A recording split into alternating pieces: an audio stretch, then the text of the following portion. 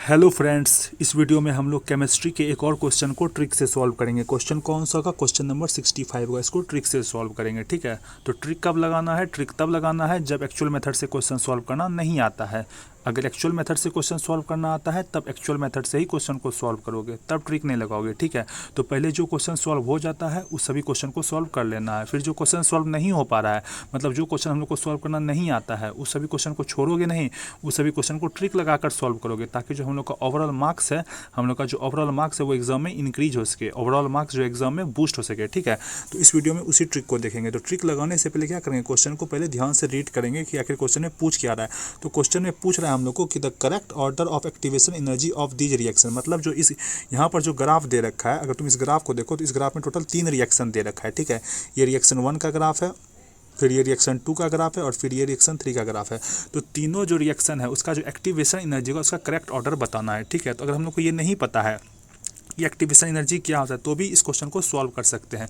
अगर तुम अपना यहाँ पर थोड़ा सा कॉमन सेंस यूज़ करो, बस क्या करना है, जो यहाँ पर ग्राफ दे रखा है उसको ध्यान से ऑब्जर्व करना है, ठीक है। यहाँ जो ग्राफ दे रखा है उसको ध्यान से ऑब्जर्व करना है। तो तुम देखोगे जो रिएक्शन 2 का ग्राफ है उसका स्लोप सबसे अधिक है, उससे कम किसका स्लोप है, जो रिएक्शन 1 का ग्राफ है, और सबसे कम स्लोप किसका, जो रिएक्शन 3 का ग्राफ है। मतलब रिएक्शन 2 का जो ग्राफ है उसका स्लोप सबसे अधिक है, फिर उससे कम रिएक्शन 1 का जो ग्राफ है, और सबसे कम स्लोप किसका है, जो रिएक्शन 3 का ग्राफ है। तो अगर यहाँ पर तुम स्लोप का ऑर्डर लिखो, अगर तुम यहाँ पर स्लोप का ऑर्डर लिखो, अगर यहाँ पर तुम स्लोप का ऑर्डर लिखोगे तीनों रिएक्शन के ग्राफ के, अगर तुम स्लोप का ऑर्डर लिखोगे तो जो अपना रिएक्शन क्या कहते हैं, यहाँ पर जो अपना क्या कहते हैं रिएक्शन 2 है, रिएक्शन 2 का जो ग्राफ है उसका स्लोप सबसे अधिक है, फिर उससे कम स्लोप किसका है, जो रिएक्शन 1 का ग्राफ है, और सबसे कम स्लोप किसका है, जो रिएक्शन 3 का ग्राफ है। ये स्लोप है, ठीक है। अगर इसी स्लोप के बेसिस पर क्या कहते हैं तीनों रिएक्शन के एक्टिवेशन एनर्जी का अगर यहाँ पर ऑर्डर लिखें, तीनों रिएक्शन के एक्टिवेशन एनर्जी का ऑर्डर लिखें, तो जो अपना रिएक्शन 2 का एक्टिवेशन एनर्जी होगा इसको EA2 से रिप्रेजेंट करेंगे, हाँ या ना।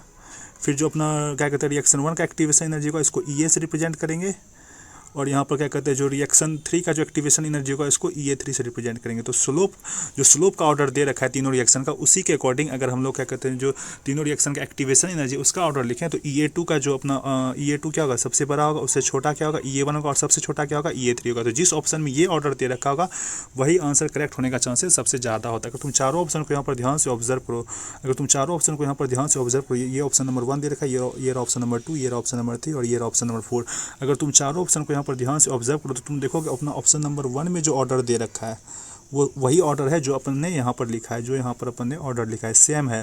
तो यहाँ पर अगर गेस करोगे चारों ऑप्शन में से तो अपना हम लोग क्या करेंगे, ऑप्शन नंबर 1 को गेस करेंगे, ठीक है। तो अगर तुम यहाँ पर आंसर चेक करो तो आंसर अपना क्या दे रखा है, ऑप्शन नंबर 1 ही दे रखा है, ठीक है।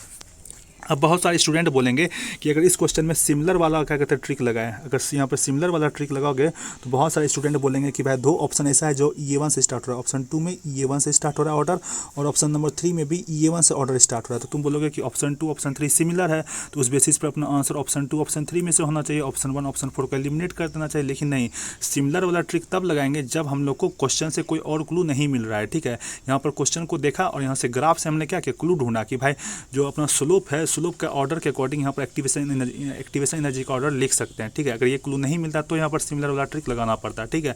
लेकिन यहाँ पर हमने क्वेश्चन से ही पहले क्या किया, क्लू ढूंढा, ठीक है। तो सिमिलर वाला ट्रिक तब लगाना है जब कुछ भी नहीं क्या कहते हैं कोई और क्लू नहीं मिल रहा है क्वेश्चन से, ठीक है। अगर पहले क्लू क्या कहते हैं मिल रहा है क्वेश्चन से तब सिमिलर वाला ट्रिक नहीं लगाना है, ठीक है। तो इस तरीके से क्वेश्चन को सॉल्व कर सकते हैं, ठीक है। अगर आपको वीडियो पसंद आया तो वीडियो को लाइक कीजिए, प्लीज़ चैनल को सब्सक्राइब कीजिए। Thank you.